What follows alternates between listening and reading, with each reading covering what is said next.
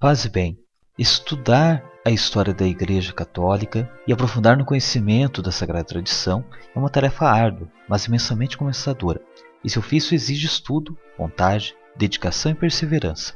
Nossa proposta não é abarcar apenas os 4 atributos da Igreja, ou seja, aqueles que professamos quando recitamos o credo niceno-constantinopolitano, de Igreja una, santa, católica e apostólica, mas apontar para outros aspectos da realidade da Igreja, para enxergarmos melhor sua beleza e também a sua tradição. Nós trataremos do primeiro atributo recebido por ela no símbolo da fé, uma Igreja una. O próprio termo já dá pistas importantes e claras quanto ao seu significado. O termo una pode ser substituído por única, ou seja, a Igreja Católica é a única Igreja de Cristo. Após ler isso, talvez você possa estar se perguntando, se ela é a única, o que falar das outras tantas igrejas que existem no mundo? De fato, este é o primeiro atributo e talvez o que possa causar algum tipo de polêmica. Antes, quero deixar bem claro que não se trata de diminuir ou desrespeitar as diversas denominações religiosas, seja de matriz reformada ou não. Há muitas denominações sérias e fiéis aos seus princípios. Afinal, porque a Igreja Católica é a única Igreja de Cristo, a Constituição Dogmática Lumen Gentium, ela demarca e esclarece esta questão no número 8. Esta, a Igreja Católica, é a única Igreja de Cristo, que no credo professamos ser una. Esta única Igreja de Cristo é aquela que o nosso Senhor entregou a Pedro para que a apacentasse. O decreto Unitatis Redintegratio sobre o ecumenismo trata desse assunto de uma forma direta e concisa logo no seu proeme.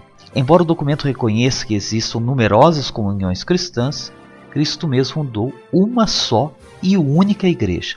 Assim, toda e qualquer divisão contradiz abertamente a vontade de Cristo e é escândalo para o mundo. Uma situação especial é aquela que diz respeito às igrejas ortodoxas, sobre as quais nós vamos refletir mais para frente. E as igrejas protestantes, como caracterizar essas igrejas? Uma vez clarificada a posição da Igreja Católica, é preciso agora demarcar mais precisamente a situação das demais igrejas ligadas à Reforma, dentro do cenário eclesial. Neste ponto, faz-se necessário um ajuste no termo em questão. Uma vez que a Igreja Católica é a única Igreja de Cristo, demais denominações religiosas de origem reformada, sem as diminuir em nada, não são consideradas igrejas, mas comunidades eclesiais. Assim, sem muitos rodeios, temos a única Igreja de Cristo, que é a Igreja Católica, e as demais comunidades eclesiais. A Unitatis Redintegratio, no número 19, expressa que essas comunidades eclesiais, por causa da diversidade de origem, doutrina e vida espiritual, não só diferem da Igreja Católica, mas também diferem consideravelmente entre si. Descrevê-las de modo adequado é um trabalho muito difícil. Igrejas para os diversos gostos e preferências. Basta uma caminhada, não muito longa, por qualquer cidade brasileira para comprovarmos essa realidade mencionada no documento. Há igrejas de todos os tipos e para todos os gostos. Existem aquelas comunidades eclesiais específicas para os que gostam de surfar, por exemplo. Aqueles que curtem o heavy metal também têm seu espaço debaixo de templos. Quanto aos vários grupos pentecostais, então nem dá para falar. Esses fiéis podem escolher entre milhares de ofertas. Pode até parecer jocosa a forma como me referi há pouco, mas de divertido não tem nada. Eis um preocupante e recorrente fenômeno dos nossos dias.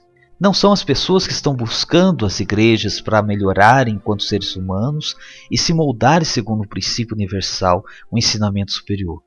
Pelo contrário, são as igrejas, entre aspas, que estão se moldando aos gostos dos diversos e cada vez mais exigentes, entre aspas, fregueses. Quero agora fazer uma pergunta a você. Existe unidade entre essas diversas denominações religiosas? É uma coisa para se pensar. Na Igreja Católica existe sim esta unidade. Na Igreja Católica, ao contrário dessas comunidades eclesiais, existe unidade. Podemos verificar isto em vários pontos. Quero citar aqui apenas alguns. Primeiro, a Igreja tem um único Papa desde São Pedro. Perceba esta linda unidade na hierarquia da nossa Igreja Católica. O fiel católico não está solto no mundo. Ele possui um pastor, neste caso um padre. Este padre, por sua vez, deve obediência ao seu bispo, que por sua vez presta obediência ao Papa. Percebeu a unidade? Tudo se afunila no Papa, que é a cabeça visível da Igreja, está ligado a Cristo, a cabeça invisível. Depois, o segundo ponto. A Igreja é una. porque possui uma única doutrina que pode ser experimentada e aprofundada por meio do catecismo da Igreja Católica. O nosso catecismo foi traduzido em mais de 150 línguas. Todos os cristãos católicos de todos esses países seguem a mesma doutrina. Existe, portanto, uma unidade também na doutrina.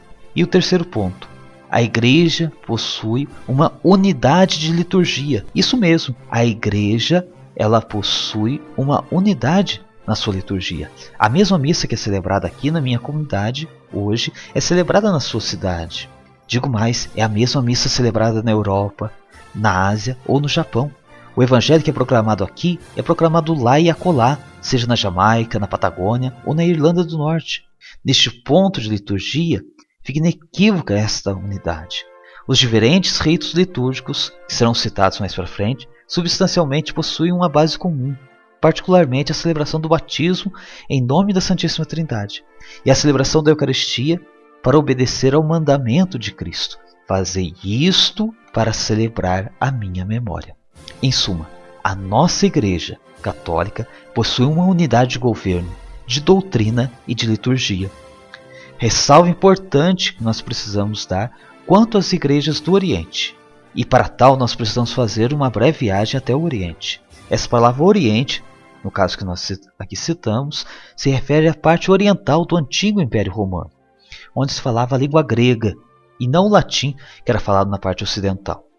Corresponde aos estados atuais da Grécia, da Bulgária, de Chipre, de Israel, do Líbano, do Egito, da Síria e também aos seus descendentes.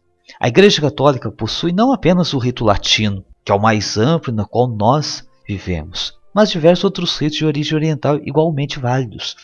Nós podemos citar aqui, por exemplo, o rito bizantino, o rito alexandrino, o rito armênio, dentre outros ritos que existem dentro da Igreja. Todos esses ritos são válidos porque eles estão em comunhão com Roma, ou seja, com o Santo Padre, com o Papa. Essas igrejas orientais elas fazem parte da mesma e única Igreja Católica da qual nós estamos falando. Por outro lado, há igrejas orientais ortodoxas que não estão em plena comunhão com a Igreja Católica, e é sobre elas que aqui cabe a ressalva. Embora elas não estejam em comunhão plena com o Bispo de Roma, os seus sacramentos são válidos, porque elas possuem a sucessão apostólica. Para aqueles que querem se aprofundar especificamente neste ponto, o número 15 do decreto Unitatis Redintegratio do Vaticano II, ele traz valiosas informações. A Igreja Católica, portanto, ela reconhece os agrupamentos religiosos ortodoxos também como igrejas.